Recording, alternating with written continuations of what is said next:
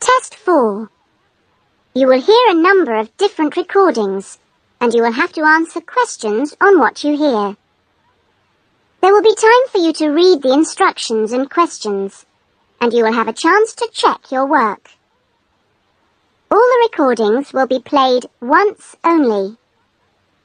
The test is in 4 sections. Write all your answers in the listening question booklet. At the end of the test, you will be given 10 minutes to transfer your answers to an answer sheet. Now turn to section 1.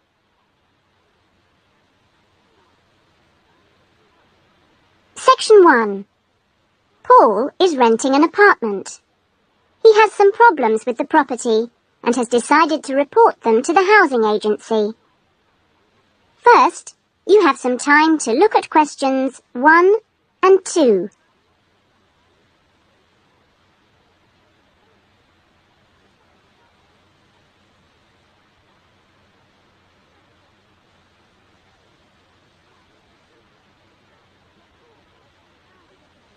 Now we shall begin. You should answer the questions as you listen, because you will not hear the recording a second time. Now listen carefully to the conversation and answer questions 1 and 2. Good morning, MIC House Agency. Good morning. I'm ringing about the problems I've been having with my apartment. Yes, of course. If I can just take a few details first. What's your name? Paul Smiley. How do you spell that? Smiley. Okay. And what's the address? Apartment 216 Rose Lane. Rose Lane. And that's In Newton. Oh, yes, I know the property. Could I just ask, how long is the lease? It's for 1 year. Huh? And you moved in? Last week, on 27th of June. Fine, thank you. Before the conversation continues, you have some time to look at questions 3 to 10.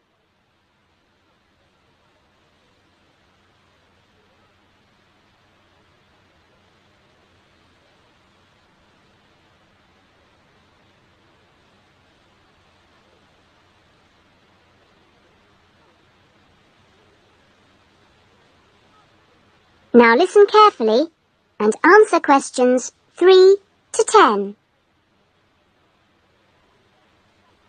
And what are the problems that you've been having?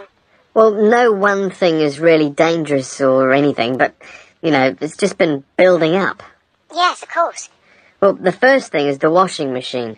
It's been leaking a little and it's beginning to get worse, because we have a small child and we really need to get that done straight away.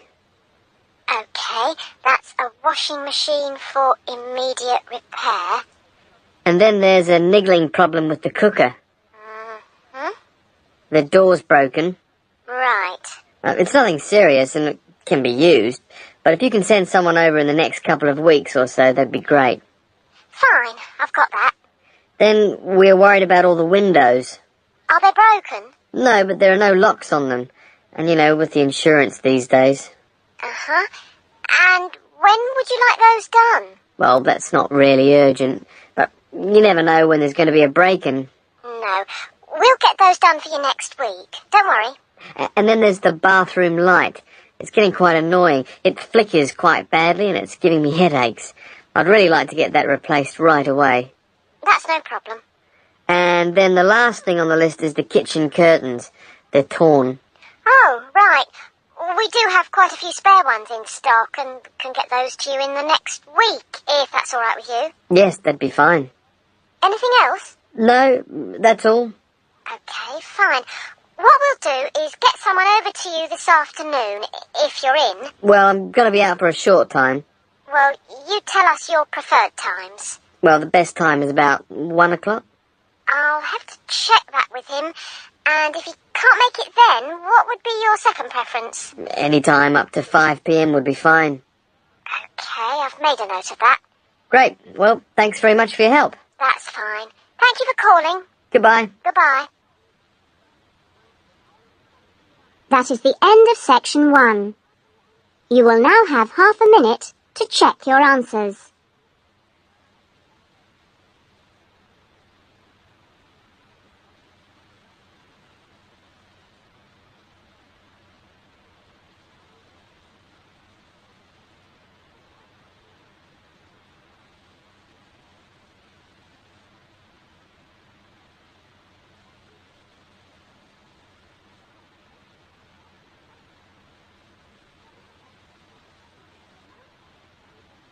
Now turn to Section 2.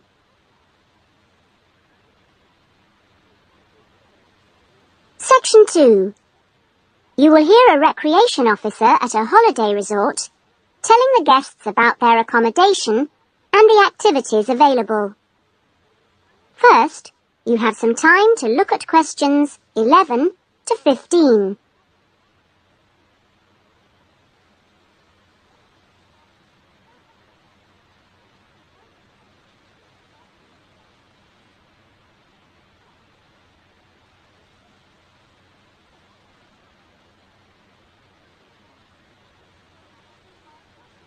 Now listen carefully to the first part of the talk and answer questions 11 to 15. Great. Well, hi everyone. My name's Jody, and I'm one of the 4 recreation officers here at Rainforest Lodge. My job is to make sure that you all have a great stay here with us and go away feeling relaxed and refreshed. As you can see, we're literally in the middle of nowhere at the lodge. There are no newspapers or TVs, and there's only one phone, and that's in the office. The lodge is a complete get-away-from-it-all experience, a place to unwind and appreciate the world without a lot of interruptions and distractions. From your cabin balcony, you'll find that you can't see anyone else, and the only noise you should hear is the birds. When the luggage comes, one of the guys will take it across to your cabin for you and make sure you know the way back here to the main center for dinner in the restaurant. Dinner will be served in about an hour or so. All the times of each day's activities are printed on the blue sheet you should have got in the information guides that were handed out on the coach. Each explorer trip has a different focus, so it doesn't matter how many you do or on what day, because there's always something new to discover in the rainforest. Tomorrow, I think we've still got places on the Orchid and Fungi tour. This is on foot and takes you to different parts of the rainforest. Or, if you'd prefer, there's the 4-wheel drive tour to the waterfalls. Or the fishing trip, where I promise you we'll catch some lunch. And last but not least, the famous crocodile cruise that leaves at 11 a.m. each day. Just in time for the crocodile's lunch. Plenty to choose from here at Rainforest Lodge. Or just sit on your balcony, relax and unwind and enjoy the views. In the evenings, there is the Spotlight Tour, one of my favorites. The Spotlight Tour leaves at sundown and lets you catch a glimpse of some more of the rainforest wildlife as it comes out at dusk to feed. That's a great trip, and if you can, I'd really try to make sure you do it during your stay. You now have some time to look at questions 16 to 20.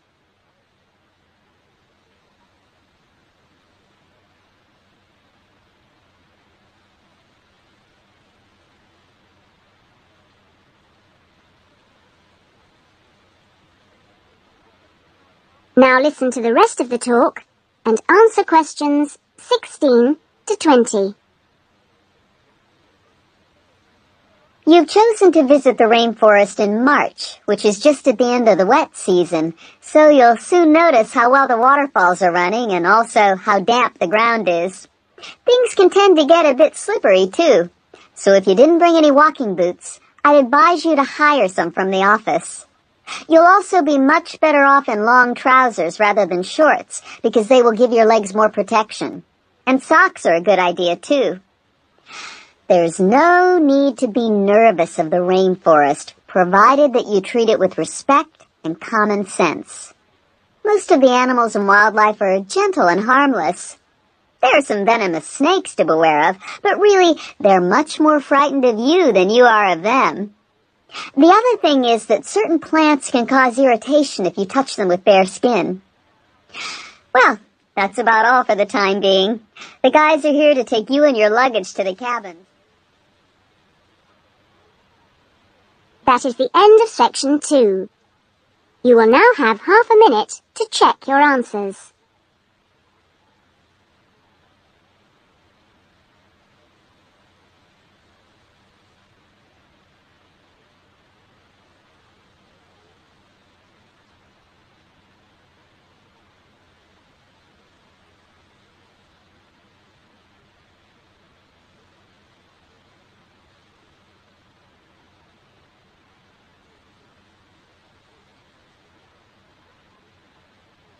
Now turn to section 3.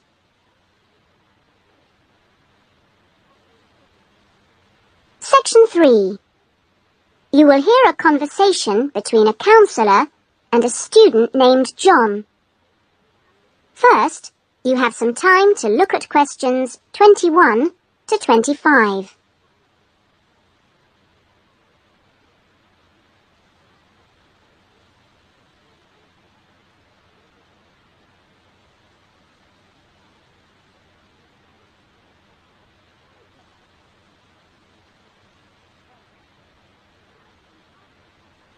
Now listen carefully to the conversation and answer questions 21 to 25. Hello, John. What can I do for you? Well, I heard about these counselling sessions from a friend doing a science course, and I was really interested. I think they should be compulsory, really. Well, to be quite honest, John, I think they would be useful for everybody, but, well, everybody has their own way of going about things. I prefer people just to drop in when they can. Yes. I find that talking to students about the requirements of a course helps to clarify what needs to be done. I mean, the biggest difference between college and school is that new college students really have to do a lot of work on their own. And it's sometimes useful to get advice on how to take control of your time and work effectively. Yes. I mean, it seems like a very light workload until assignment time comes, and then I seem to be working all night sometimes. I'm not the only one. It's ridiculous. The resource centre is very good, but it closes so early.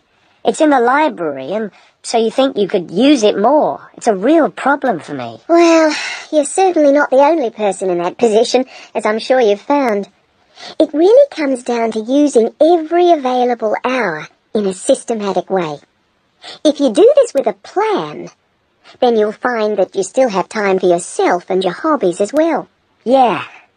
I've heard from Thomas that you made him a sort of plan like this, and he's going away for the weekend with all his work handed in, whereas I haven't even started. I need to find out a few more things about you first. I'll give you this form to fill in about your lectures and things before you leave. You now have some time to look at questions 26 to 30.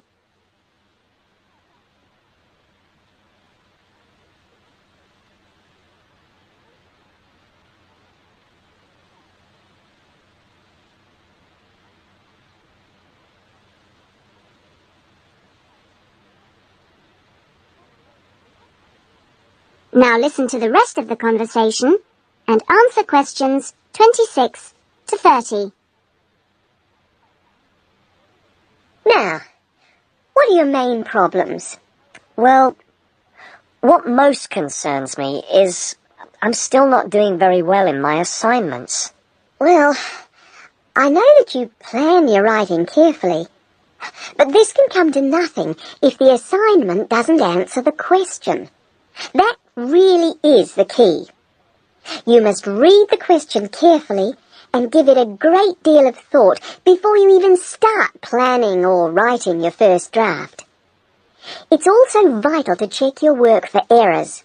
Everybody makes them, and they can influence the person marking the work. So, always take time at the end to check what you've written. As far as listening is concerned, I find it hard to keep up sometimes in lectures, especially 2-hour ones. I sometimes just seem to go off into a dream. It's a good idea to find out from your lecturers if they mind you recording the lectures. You only need one of those small cassette recorders. Yeah. The quality is pretty good, and a second listening can really clarify things. Something else you can do is check your notes with a friend after the lecture. Yes, that's a good idea. Thanks. It's hard to do all that all the time, though, especially when there's so much reading to do. Yes. It's important, though, not to confine yourself to reading on your subject. You should also read things of general interest that appeal to you. You know, novels, newspapers, that kind of thing. Do you have a good dictionary? Not really. I've never bothered with one. It would probably be a good idea to get one. Dictionaries aren't expensive, and they can help a lot. Also, you can underline or highlight new words, and then you've got a... That is the end of section 3. You will now have half a minute to check your answers.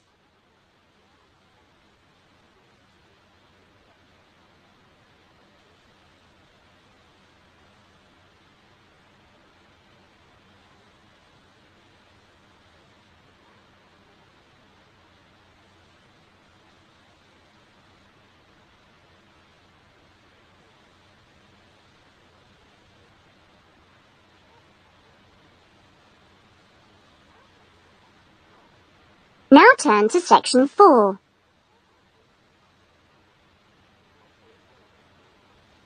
Section 4. You will hear a student talking about his research project in a university tutorial. First, you have some time to look at questions 31 to 40.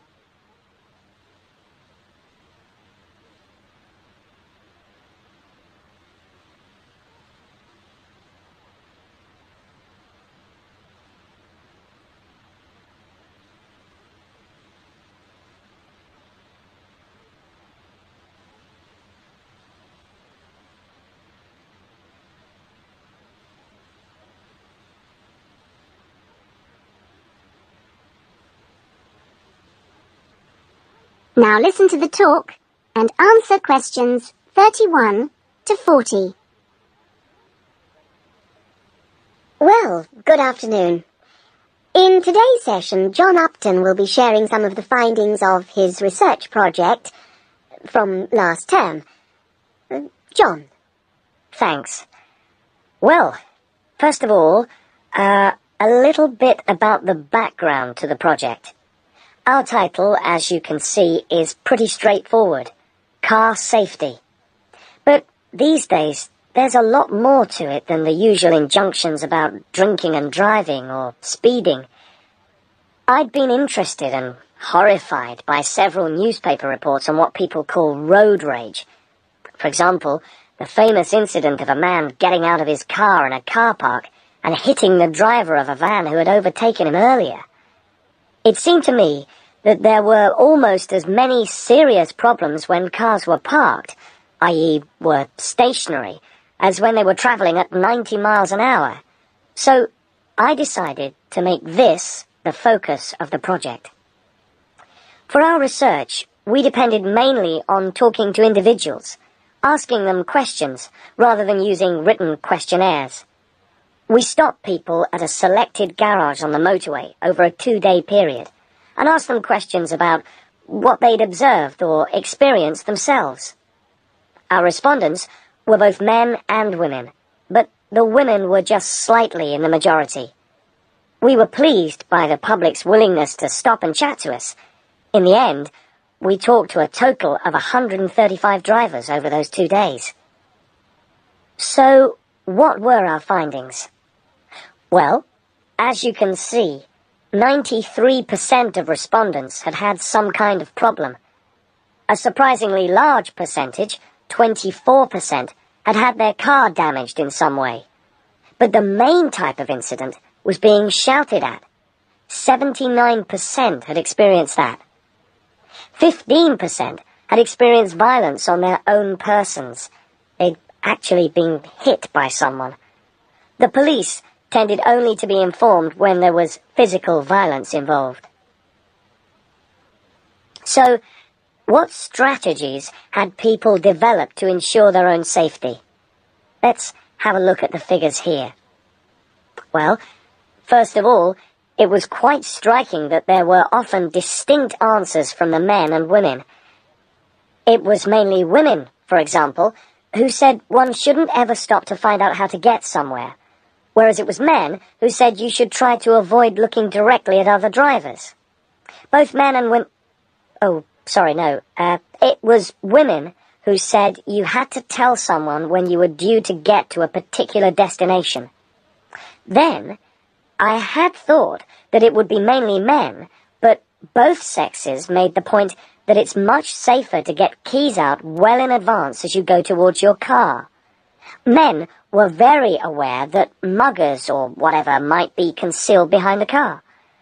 They also made the point that you should leave plenty of room when you park your car, so you can make a quick getaway if you need to. Finally, locking doors at all times. Men didn't think it was quite as important as women, but both gave it a high safety rating.